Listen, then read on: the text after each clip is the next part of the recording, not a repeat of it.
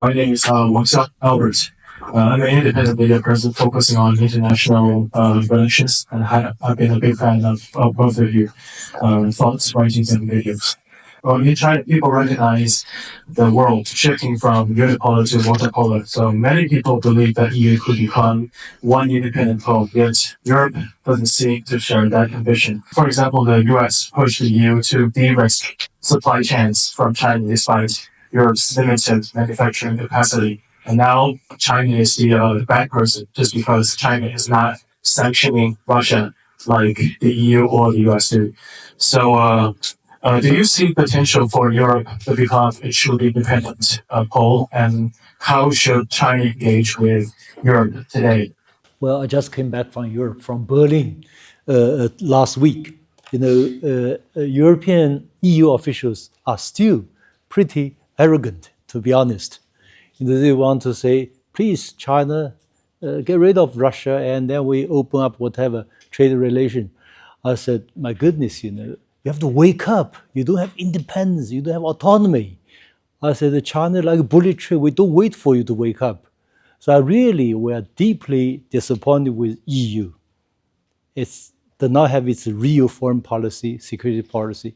It's become a vassal state of the United States. Until it wakes up to its own interests, we don't wait for them. That's it. I think the European situation is rather surprising in that Europe lacks any effective diplomacy right now. That's true vis-a-vis China and true vis-a-vis Russia. They meet with President Zelensky every day, but that's not diplomacy. This is a failure of diplomacy. There's no negotiation between Europe and Russia to find a security arrangement, which would not be hard to find, actually. At the same time, and what are the problems? There are multiple problems, but one of the problems is there's no Europe as Europe still. So the European Union is not really a union in the end of the day. It hasn't made a real unification. It's too weak. Foreign policy is still the prerogative of individual countries, and the countries are quite divided in outlook. There's also there are many puzzles, by the way, on this, I have to say, because I know these countries very well. I know their governments well. They tell me things in private that are opposite of what they say in public. So I find the whole situation very unnerving and a big failure for Europe, as you just heard. When it comes to Europe and China, part of the problem is that Europe blindly follows the US. Part of the problem is Europe is, again, not well led right now, because Europe's interests are trade with China for sure. This, no question, this would be the key for Europe to actually recover some economic dynamism. The United States resists that, and many countries just follow the US. And Europe, many European governments are confused about this.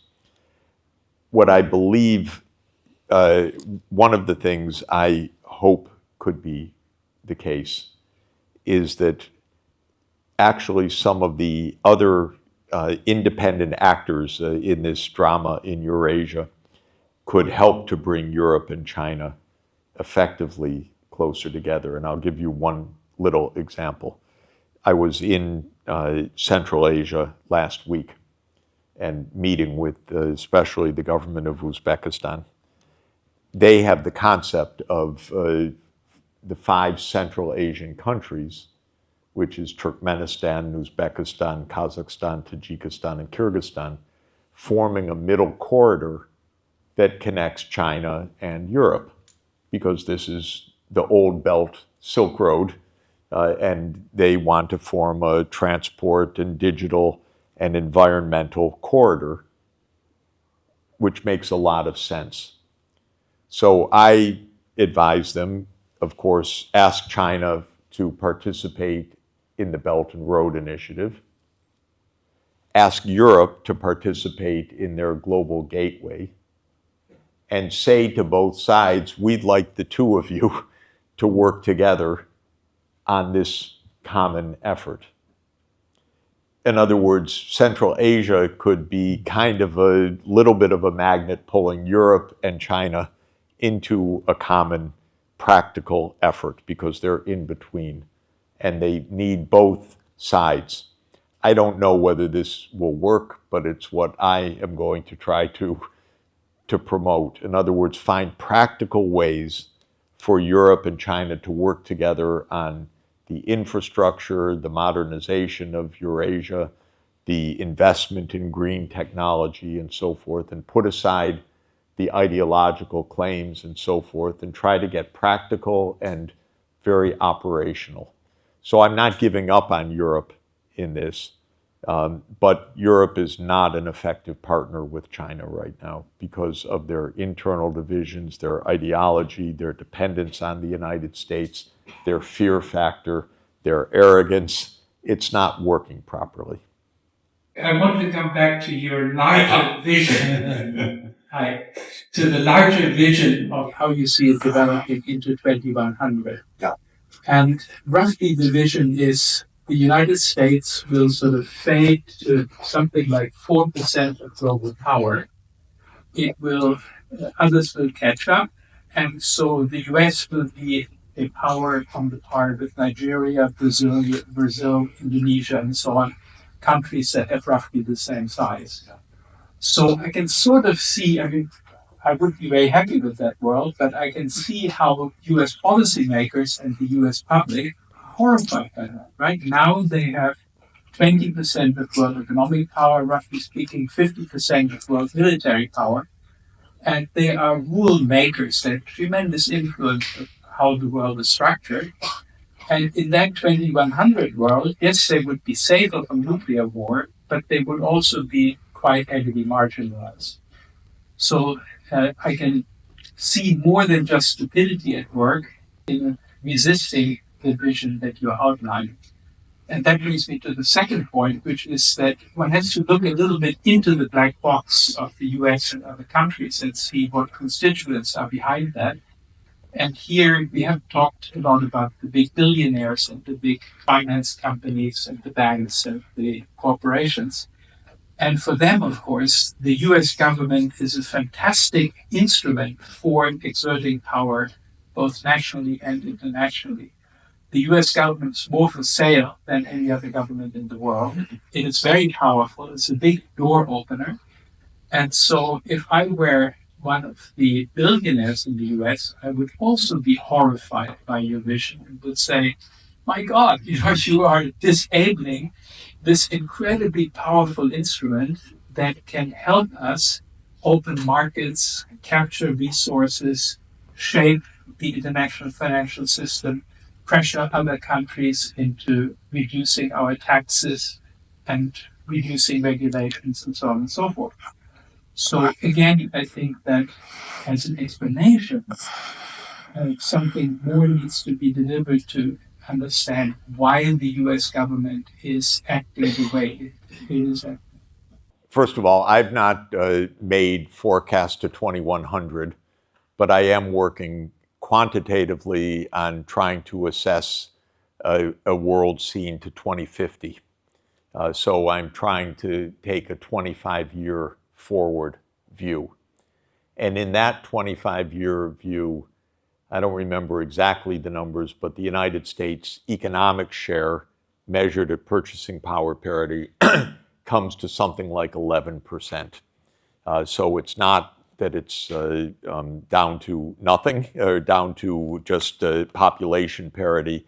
It still is a rich region, much above the average world GDP per person.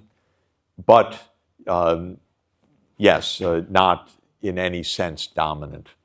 And I think it's already true, of course, as we know, the BRICS 10 countries, so Brazil, Russia, India, China, South Africa, Egypt, Ethiopia, UAE, Iran, and Indonesia are 41% of world output, according to IMF 2024 data, compared to the G7, which is, maybe 36%. So already eclipsing the G7 significantly. And now there are more BRICS partners. So I think the diminishing is going to happen.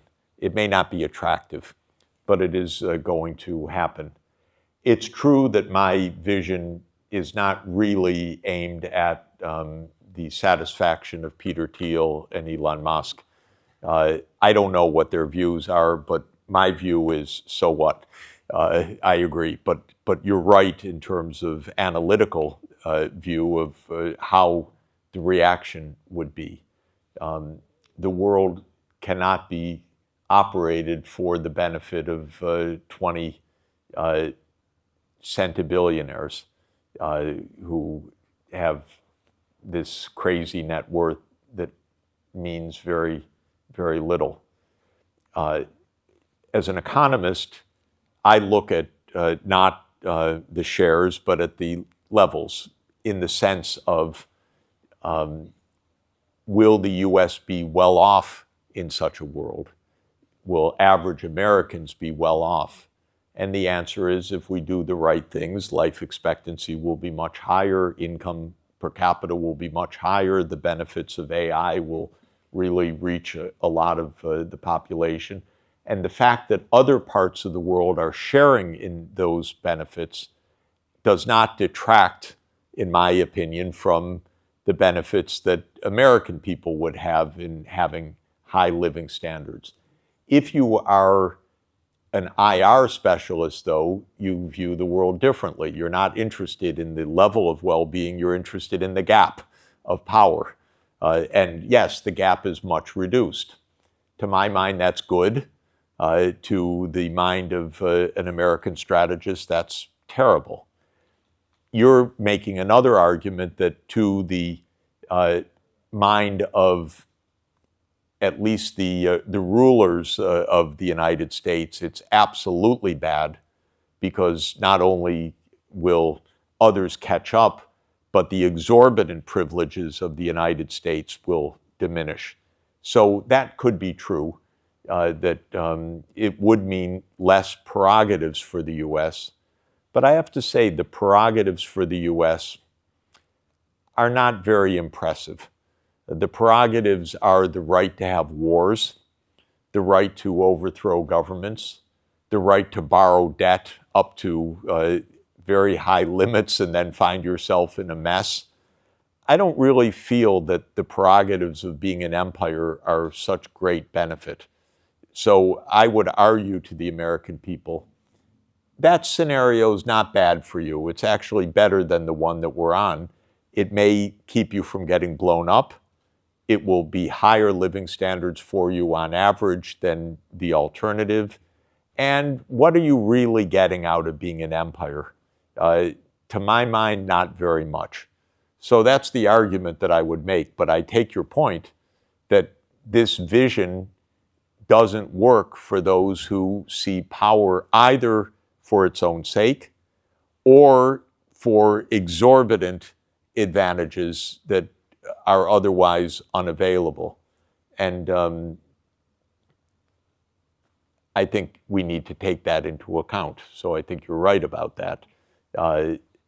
And to the extent that the US is run by its billionaire class, we're in for a lot of trouble.